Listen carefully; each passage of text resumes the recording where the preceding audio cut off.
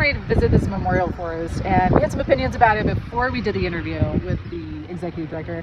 And I thought maybe Amy's opinion had changed, but I don't think so. I think we're on the same page that the funerary business, for a really long time, has been known for like being shady and stealing your money when you're most vulnerable. Yeah. And we thought maybe for a minute, like, oh, buy a forest or like a tree in a forest, like that is different. What do you think, Amy? Yeah, I'm just interested that the fact that you have to get all these permits and bullshit to scatter ashes, and it's kind of like, and like you had said, you're not even buying anything. You're getting a tree and putting a plaque on it, but I think if it gives some people peace, that's what they want. You're being really nice.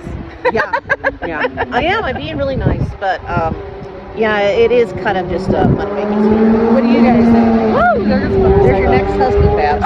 Oh, I've been looking for him. Yeah, it is kind of just a money. The thing with scattering ashes is that, I don't want to admit that I have broken a lot of laws, but we have scattered ashes from literally one ocean to the other and points in between.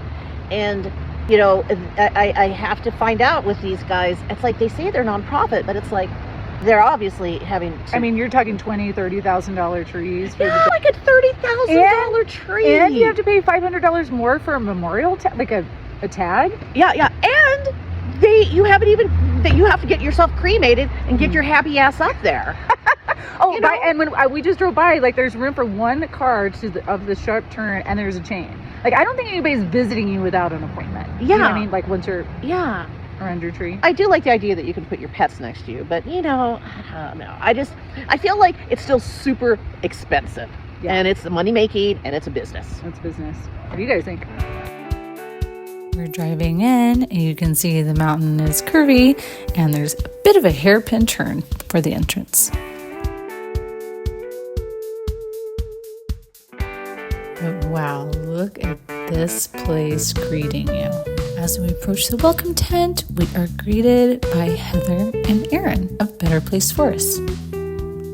Erin will be our guide today. We are following her to the memorial table, where a family would walk with their loved ones to have a service. First part is coming up here, and then we'll stand back there and give you a sense of what it looks like. I can explain it more, but... Reach around! I don't mind. Sorry. We get real into it. Okay. That's just like a general idea of like there's vessels that we have up here, and so we mix the ashes with the native soil of the forest with some dried wildflowers, and we have a whole ceremony where when it's usually set up here more. Yeah, we can send this to you, but like. So what is this material? Steel? It feels like... Yeah, it's super like smooth, isn't it? Yeah. It's really like it's brushed. It's really cool. It feels really cool. It's kind of an interesting little table because you want something special. Yeah.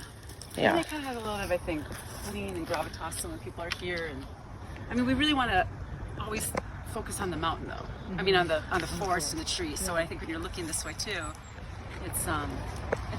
we're up here facilitating a bit, but everyone's always welcome to participate as much as they want. Some people really like to be involved, some people not as much. I find that oftentimes when people do participate, it moves things within them, You can sometimes actually see it like emotionally. But we do that part of it here first, and then after we have that mixed together in the vessel, we then go on up to the tree that they've chosen. Okay, and that is... Inika was speaking to, it sounds like, a really cool digital map so people can eventually find their trees that way. Is there, at this point in time, do you have like a paper map, or do they already know where their tree is because they've gone? Yeah, so before this memorial, they've already come to the forest. Okay. They've probably spent some time looking at several trees. Rigby speaking this tree. I know. Yeah. She's like, I like this. She's used to being off leash in the forest. So. Yeah. There's so many good smells. But yeah, usually they'll have come beforehand and spent time picking out the tree that speaks to them, either because of the species, where it's situated, if it has sun, if it's on a slope. Sometimes people have all their own very personal memories. Like I just worked with this woman who, she had a house in Altadena that got burned to the ground in the fires, and they had this huge canyon live oak in the front yard. And so she was looking at other trees, and then she's like, do you happen to have any Canyon live oaks? It's for her husband, who actually passed 5 years ago.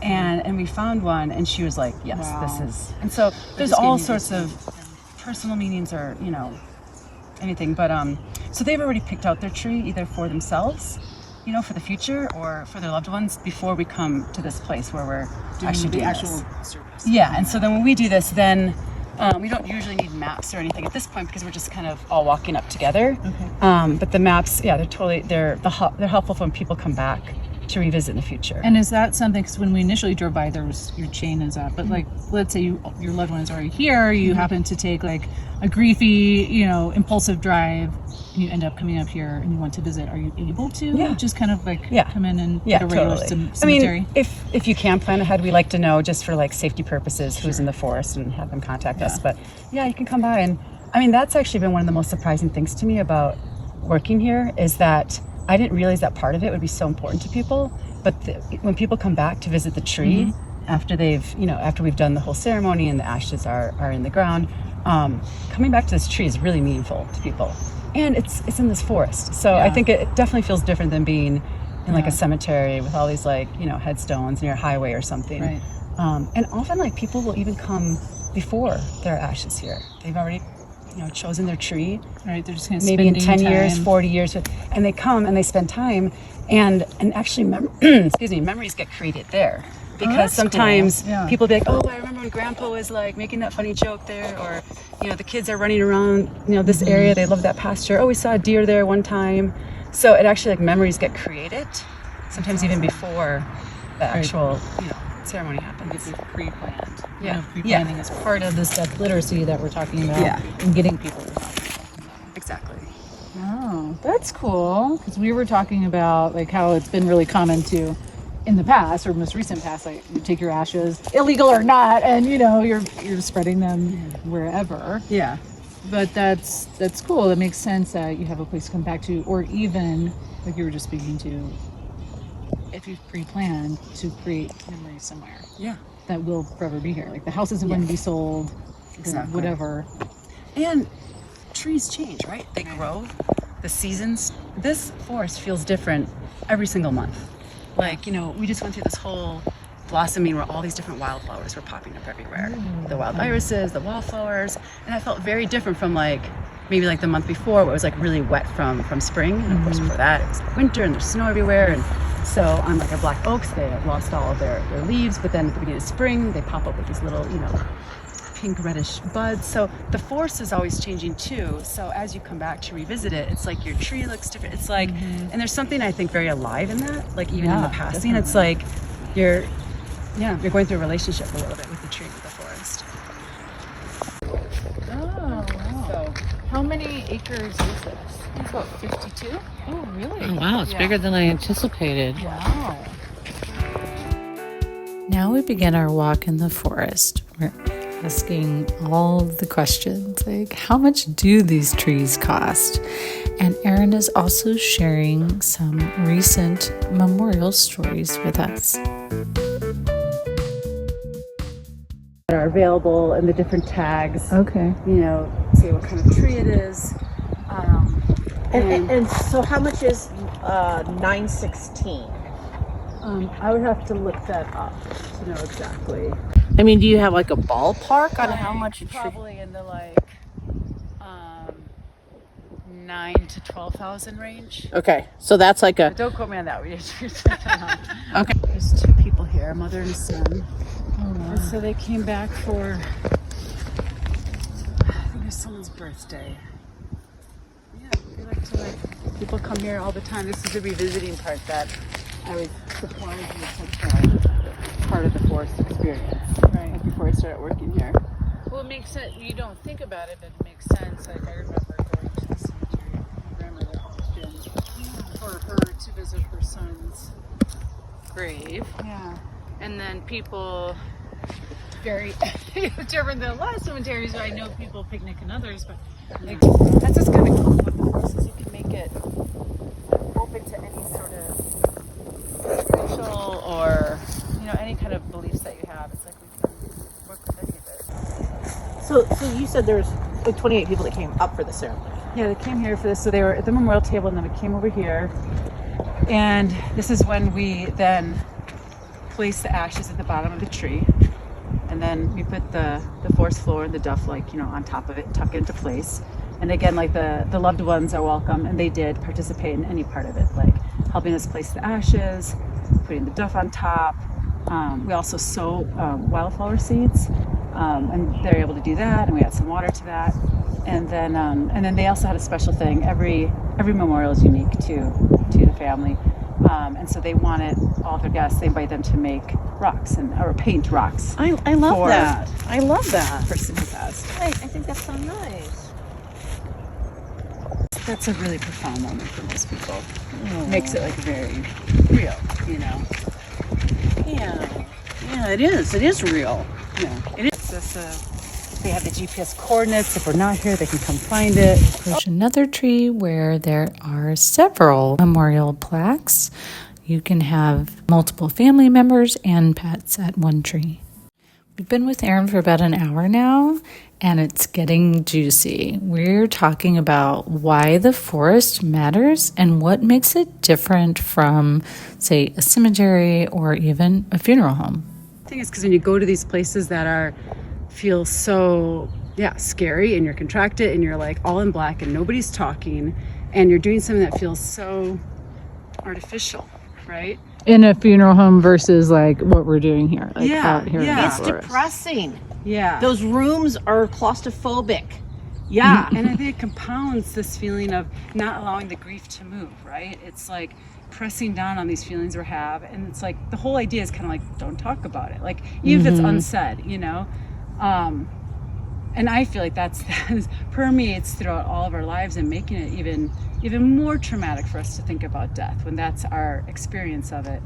And when I changed a lot when I visited other cultures. I lived in Indonesia for a while, in Bali, and there when people die, you might know, they put the bodies up and they carry them through the streets, and they adorn them with all these different colored flowers and everything, and there's a whole ceremony. I forget how long. I feel it's a week long, but it's much more present and in the space of the people, in the community.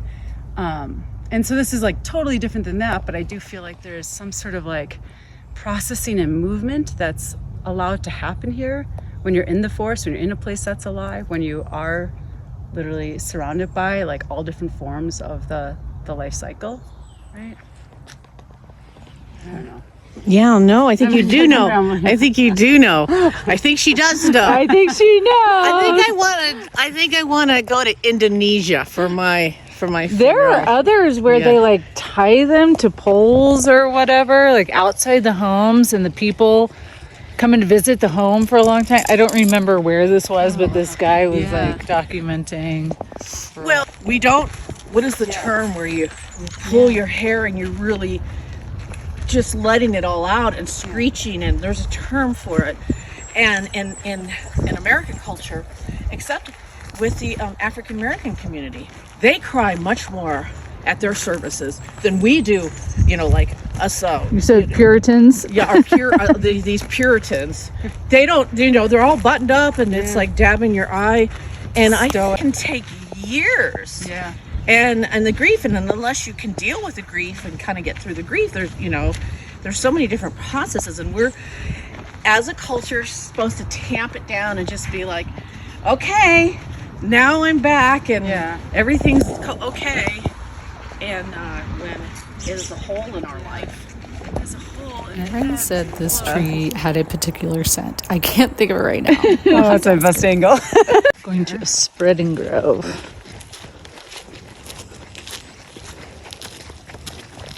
Ours just started last season, so it's quite new. And then ashes will be placed somewhere around here or back in there, and then we have a marker.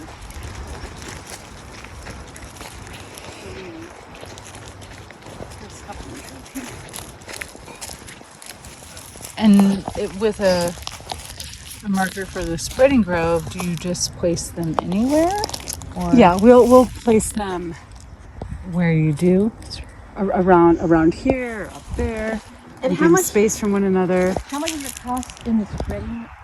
in the spreading drive. You gotta love a girl who wants all the information, and that's why we bring Amy along. You can find that and anything else your heart desires about Better Place Forest at betterplaceforest.com. We had a wonderful time with Erin and Heather. We can't wait for you to see the forest yourself. Peace out, Girl Scouts. But wait, did we decide it was a scam or do we love it? Well, okay, so now What do you think? Well, what do you think, Babs? Well, I loved Erin. She was much Yep. warmer. I really appreciated being on the ground and actually seeing the forest and what a memorial service entails and everything. I think it was really touching. And I think where I'm at is I love it. I love the idea. I don't know if the price point and the non-for-profit and the company behind it and all that, how do we know? It's like the Feed the Children fiasco in the 80s when I was growing up. Yeah. And it's like you don't really know what's going on behind the scenes. So Yeah. what about you? I was skeptical, especially after hearing about other like things in the funeral industry. But once I was there, it was really, really, really pretty, very serene, really pretty. very peaceful, and a heart. I mean, some of the trees and just knowing that the emotions that were there that took place around the trees. I mean, it kind of got to me at one point, and it's just beautiful. I mean, it's a really, really gorgeous setting, and I like it better than a cemetery. I like it better than a cemetery. And a cemetery costs money. Yeah, and a Lots cemetery, of money. and this is legal. It is legal. As opposed to how we've always just done it, which is, Illegal? illegal. But it was seeing it in real life changed my mind. It Seeing did in change your real- mind. Yeah, Okay. yeah. I it feel did better change your mind. about it. I feel definitely better about it. And I think that the people that there are on the ground are super cool. Yeah, that was super cool. Heather and Erin, we loved meeting them. And I like that you can put your dogs there too, and your Oh, cats. this is my wrinkles look best. It like this angle. Okay. So what did you think, Babs? Are we redoing it because my wrinkles look better? Yeah. So what did you think, Babs? My mind changed. Yeah, I was very skeptical going into this, and then met Erin and Heather, and just being there on the ground and seeing the trees and what they do for memorial service and being in the forest. I mean, it's kind of hard to hate being in the forest or be angry being in the forest. And it's just better than a cemetery. It's better for the environment, and yes, it's going to cost some money. And cemeteries cost money. Yeah. Lots of money. Yeah, and it's an industry, and but it's just more serene and peaceful and beautiful and legit. I mean, It is. It's legit. So you're not going to get arrested, tossing your ashes, in the LA Canal or something. Ooh, who wants to be remembered in the LA Canal? There's parts of it that are pretty. Yeah. Okay. Okay. More later next week. Bye. Peace out, Girl Scouts.